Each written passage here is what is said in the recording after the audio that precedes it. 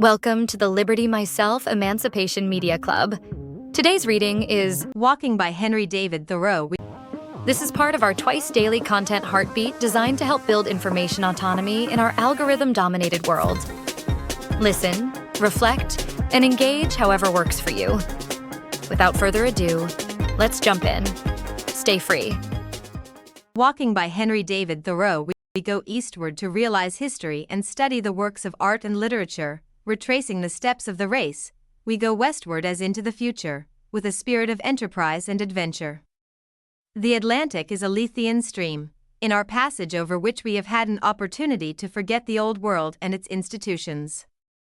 If we do not succeed this time, there is perhaps one more chance for the race left before it arrives on the banks of the Styx, and that is in the Lethe of the Pacific, which is 3 times as wide. I know not how significant it is, or how far it is an evidence of singularity, that an individual should thus consent in his pettiest walk with the general movement of the race. But I know that something akin to the migratory instinct in birds and quadrupeds, which, in some instances, is known to have affected the squirrel tribe, impelling them to a general and mysterious movement, in which they were seen, say some, crossing the broadest rivers, each on its particular chip, with its tail raised for a sail, and bridging narrower streams with their dead, that something like the furor which affects the domestic cattle in the spring, and which is referred to a worm in their tails, affects both nations and individuals either perennially or from time to time. Not a flock of wild geese cackles over our town, but it to some extent unsettles the value of real estate here. And, if I were a broker, I should probably take that disturbance into account. Then Longen folk to gone on pilgrimages, and palmers for to seeken strange strands. Every sunset which I witness inspires me with the desire to go to a west as distant and as fair as that into which the sun goes down. He appears to migrate westward daily, and tempt us to follow him. He is the great western pioneer whom the nations follow. We dream all night of those mountain ridges in the horizon, though they may be of vapor only, which were last gilded by his rays. The island of Atlantis, and the islands and gardens of the Hesperides, a sort of terrestrial paradise, appear to have been the great west of the ancients, enveloped in mystery and poetry. Who has not seen in imagination, when looking into the sunset sky, the gardens of the Hesperides, and the foundation of all those fables? Columbus felt the westward tendency more strongly than any before. He obeyed it, and found a new world for Castile and Leon. The herd of men in those days scented fresh pastures from afar.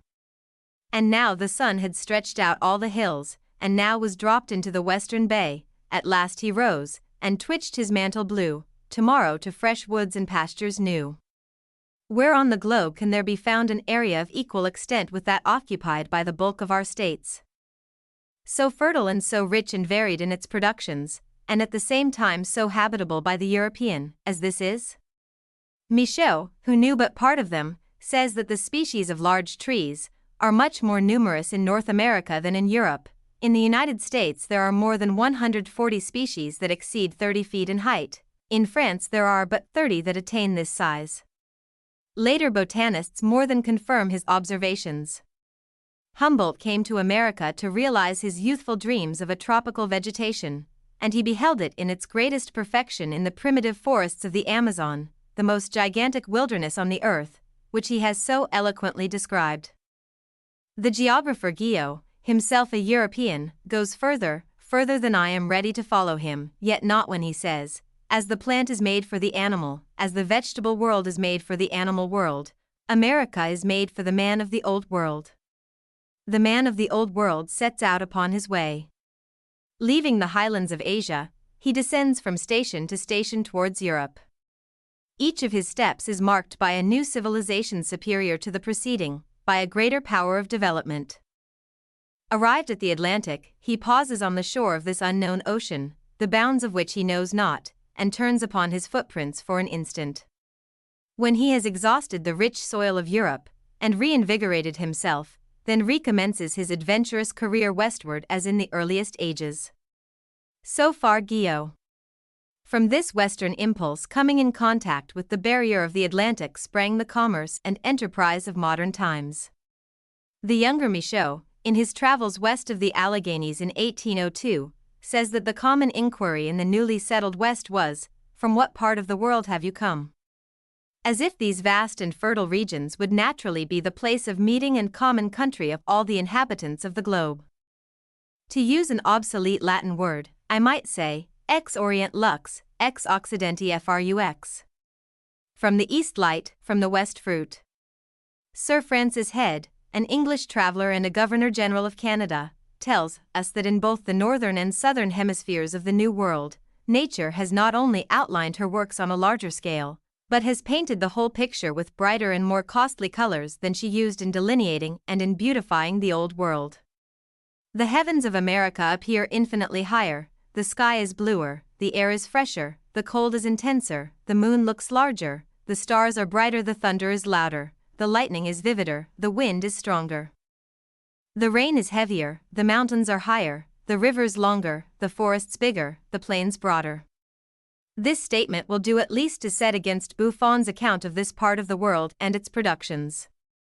Linnaeus said long ago, "Nescio quae facies leda, glabor plantis Americanis." I know not what there is of joyous and smooth in the aspect of American plants, and I think that in this country there are no, or at most very few, Africani bestiae, African beasts, as the Romans called them. And that in this respect also it is peculiarly fitted for the habitation of man. We are told that within 3 miles of the center of the East Indian city of Singapore, some of the inhabitants are annually carried off by tigers, but the traveler can lie down in the woods at night almost anywhere in North America without fear of wild beasts. These are encouraging testimonies. If the moon looks larger here than in Europe, probably the sun looks larger also. If the heavens of America appear infinitely higher, and the stars brighter, I trust that these facts are symbolical of the height to which the philosophy and poetry and religion of her inhabitants may one day soar. At length, perchance, the immaterial heaven will appear as much higher to the American mind, and the intimations that star it as much brighter. For I believe that climate does thus react on man, as there is something in the mountain air that feeds the spirit and inspires. Will not man grow to greater perfection intellectually as well as physically under these influences? Or is it unimportant how many foggy days there are in his life?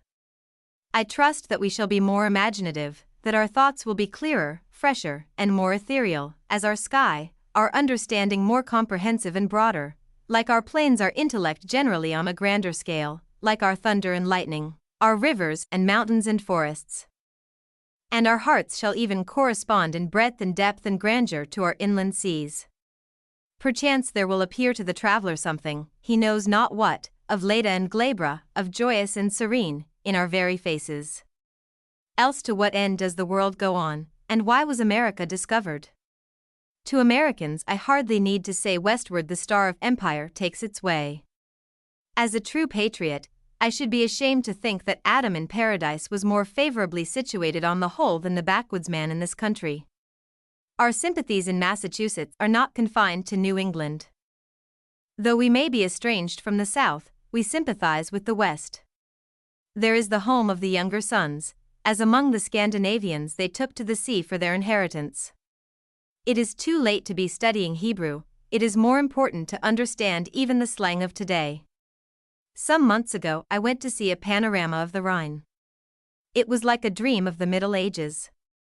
I floated down its historic stream in something more than imagination, under bridges built by the Romans, and repaired by later heroes, past cities and castles whose very names were music to my ears, and each of which was the subject of a legend. There were Ehrenbreitstein and Rolandseck and Koblenz, which I knew only in history. They were ruins that interested me chiefly. There seemed to come up from its waters and its vine-clad hills and valleys a hushed music as of crusaders departing for the Holy Land. I floated along under the spell of enchantment, as if I had been transported to an heroic age, and breathed an atmosphere of chivalry. Soon after, I went to see a panorama of the Mississippi, and as I worked my way up the river in the light of today, and saw the steamboats wooding up, counted the rising cities, gazed on the fresh ruins of Nauvoo, beheld the Indians moving west across the stream, and, as before I had looked up the Moselle, now looked up the Ohio and the Missouri and heard the legends of Dubuque and of Wenona's Cliff, still thinking more of the future than of the past or present, I saw that this was a Rhine stream of a different kind. That the foundations of castles were yet to be laid, and the famous bridges were yet to be thrown over the river, and I felt that this was the heroic age itself, though we know it not, for the hero is commonly the simplest and obscurest of men. The West of which I speak is but another name for the wild, and what I have been preparing to say is, that in wildness is the preservation of the world. Every tree sends its fibers forth in search of the wild. The cities import it at any price. Men plow and sail for it. From the forest and wilderness come the tonics and barks which brace mankind. Our ancestors were savages. The story of Romulus and Remus being suckled by a wolf is not a meaningless fable. The founders of every state which has risen to eminence have drawn their nourishment and vigor from a similar wild source. It was because the children of the empire were not suckled by the wolf that they were conquered and displaced by the children of the northern forests who were. I believe in the forest, and in the meadow, and in the night in which the corn grows. We require an infusion of hemlock spruce or arbor vitae in our tea. There is a difference between eating and drinking for strength and from mere gluttony. The Hottentots eagerly devour the marrow of the kudu and other antelopes raw, as a matter of course. Some of our northern Indians eat raw the marrow of the Arctic reindeer, as well as various other parts, including the summits of the antlers, as long as they are soft. And herein, perchance, they have stolen a march on the cooks of Paris. They get what usually goes to feed the fire. This is probably better than stall-fed beef and slaughterhouse pork to make a man of. Give me a wildness whose glance no civilization can endure, as if we lived on the marrow of kudus devoured raw. There are some intervals which border the strain of the wood thrush, to which I would migrate, wild lands where no settler has squatted, to which, methinks, I am already acclimated. The African hunter coming tells us that the skin of the eland, as well as that of most other antelopes just killed, emits the most delicious perfume of trees and grass. I would have every man so much like a wild antelope, so much a part and parcel of nature, that his very person should thus sweetly advertise our senses of. To my eyes than the dense beds of dwarf Andromeda, Cassandra colliculata, which cover these tender places on the earth's surface. Botany cannot go farther than tell me the names of the shrubs which grow there, the high blueberry, panicled Andromeda, lambkill, azalea, and rhodora, all standing in the quaking sphagnum. I often think that I should like to have my house front on this mass of dull red bushes, omitting other flower plots and borders, transplanted spruce and trim box, even gravelled walks, to have this fertile spot under my windows, not a few imported barrowfuls of soil only to cover the sand which was thrown out in digging the cellar. Why not put my house, my parlor, behind this plot, instead of behind that meager assemblage of curiosities, that poor apology for a nature and art, which I call my front yard? It is an effort to clear up and make a decent appearance when the carpenter and mason have departed, though done as much for the passer-by as the dweller within. The most tasteful front yard fence was never an agreeable object of study to me. The most elaborate ornaments, acorn tops, or what not, soon wearied and disgusted me. Bring your sills up to the very edge of the swamp, then, though it may not be the best place for a dry cellar, so that there be no access on that side to citizens. Front yards are not made to walk in, but, at most, through, and you could go in the back way. Yes, though you may think me perverse, if it were proposed to me to dwell in the neighborhood of the most beautiful garden that ever human art contrived, or else of a dismal swamp, I should certainly decide for the swamp. How vain, then, have been all your labors, citizens, for me! My spirits infallibly rise in proportion to the outward dreariness. Give me the ocean, the desert, or the wilderness. In the desert, pure air and solitude compensate for want of moisture and fertility. The traveler Burton says of it, your morale improves, you become frank and cordial, hospitable and single-minded. In the desert, spirituous liquors excite only disgust. There is a keen enjoyment in a mere animal existence. They who have been traveling long on the steppes of Tartary say, on re-entering cultivated lands, the agitation, perplexity, and turmoil of civilization oppressed and suffocated us, the air seemed to fail us, and we felt every moment as if about to die of asphyxia. When I would recreate myself, I seek the darkest wood, the thickest and most interminable and, to the citizen, most dismal, swamp. I enter a swamp as a sacred place, a sanctum sanctorum. There is the strength, the marrow, of nature. The wildwood covers the virgin mold, and the same soil is good for men and for trees. A man's health requires as many acres of meadow to his prospect as his farm does loads of muck. There are the strong meats on which he feeds. A town is saved, not more by the righteous men in it than by the woods and swamps that surround it. A township where one primitive forest waves above while another primitive forest rots below, such a town is fitted to raise not only corn and potatoes, but poets and philosophers for the coming ages. In such a soil grew Homer and Confucius and the rest, and out of such a wilderness comes the reformer eating locusts and wild honey. To preserve wild animals implies generally the creation of a forest for them to dwell in or resort to. So it is with man. 100 years ago they sold bark in our streets peeled from our own woods. In the very aspect of those primitive and rugged trees there was, methinks, a tanning principle which hardened and consolidated the fibers of men's thoughts. Ah! Already I shudder for these comparatively degenerate days of my native village, when you cannot collect a load of bark of good thickness, and we no longer produce tar and turpentine. The civilized nations, Greece, Rome, England, have been sustained by the primitive forests which anciently rotted where they stand. They survive as long as the soil is not exhausted. Alas for human culture! Little is to be expected of a nation, when the vegetable mold is exhausted, and it is compelled to make manure of the bones of its fathers. There the poet sustains himself merely by his own superfluous fat, and the philosopher comes down on his marrow bones. It is said to be the task of the American to work the virgin soil, and that agriculture here already assumes proportions unknown everywhere else. I think that the farmer displaces the Indian even because he redeems the meadow, and so makes himself stronger and in some respects more natural.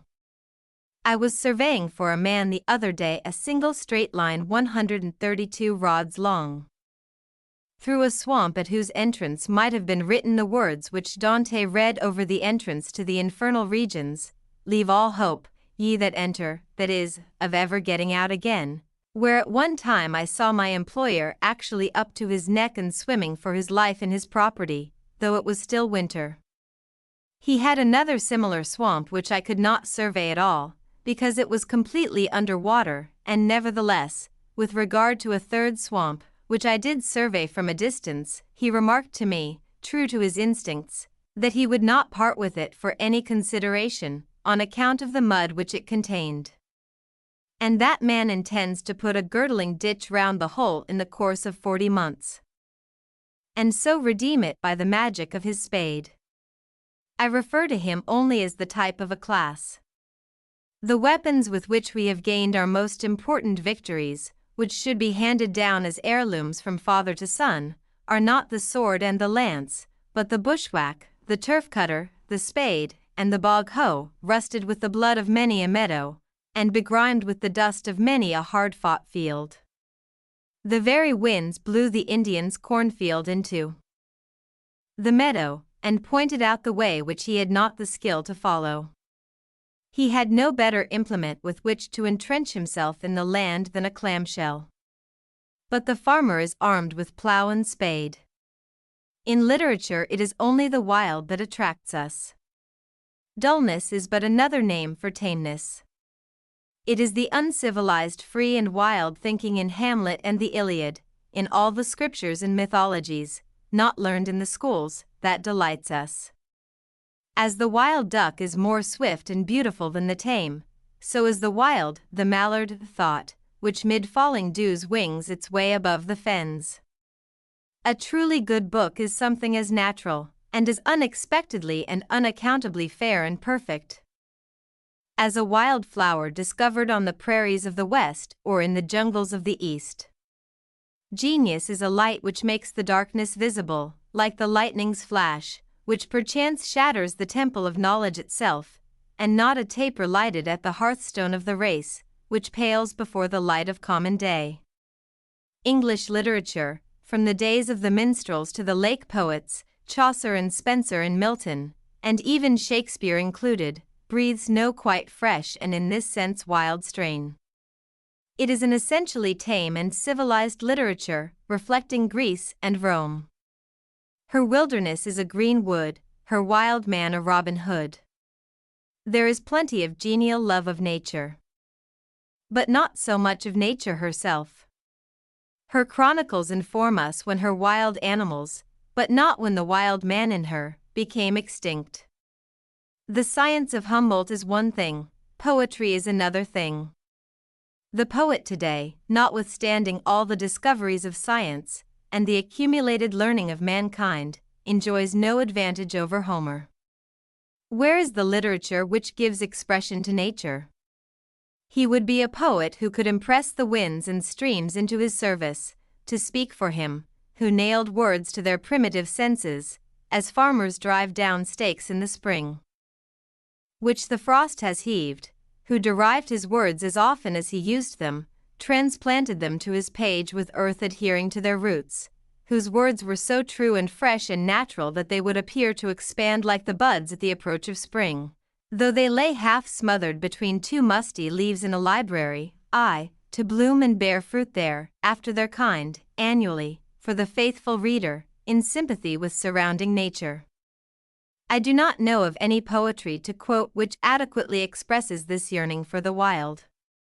Approached from this side, the best poetry is tame. I do not know where to find in any literature, ancient or modern, any account which contents me of that nature with which even I am acquainted. You will perceive that I demand something which no Augustan nor Elizabethan age, which no culture, in short, can give. Mythology comes nearer to it than anything. How much more fertile a nature, at least, has Grecian mythology its root in than English literature? Mythology is the crop which the old world bore before its soil was exhausted, before the fancy and imagination were affected with blight, and which it still bears, wherever its pristine vigor is unabated. All other literatures endure only as the elms which overshadow our houses, but this is like the great dragon tree of the Western Isles, as old as mankind, and, whether that does or not, will endure as long, for the decay of other literatures makes the soil in which it thrives. The West is preparing to add its fables to those of the East. The valleys of the Ganges, the Nile, and the Rhine, having yielded their crop, it remains to be seen what the valleys of the Amazon, the Plate, the Orinoco, the St. Lawrence, and the Mississippi will produce. Perchance, when, in the course of ages, American liberty has become a fiction of the past, as it is to some extent a fiction of the present, the poets of the world will be inspired by American mythology. The wildest dreams of wild men, even, are not the less true, though they may not recommend themselves to the sense which is most common among Englishmen and Americans today. It is not every truth that recommends itself to the common sense. Nature has a place for the wild clematis as well as for the cabbage. Some expressions of truth are reminiscent, others merely sensible, as the phrase is, others prophetic. Some forms of disease, even, may prophesy forms of health. The geologist has discovered that the figures of serpents, griffins, flying dragons, and other fanciful embellishments of heraldry, have their prototypes in the forms of fossil species which were extinct before man was created, and hence indicate a faint and shadowy knowledge of a previous state of organic existence. The Hindus dreamed that the earth rested on an elephant and the elephant on a tortoise, and the tortoise on a serpent, and though it may be an unimportant coincidence, it will not be out of place here to state that a fossil tortoise has lately been discovered in Asia large enough to support an elephant. I confess that I am partial to these wild fancies, which transcend the order of time and development.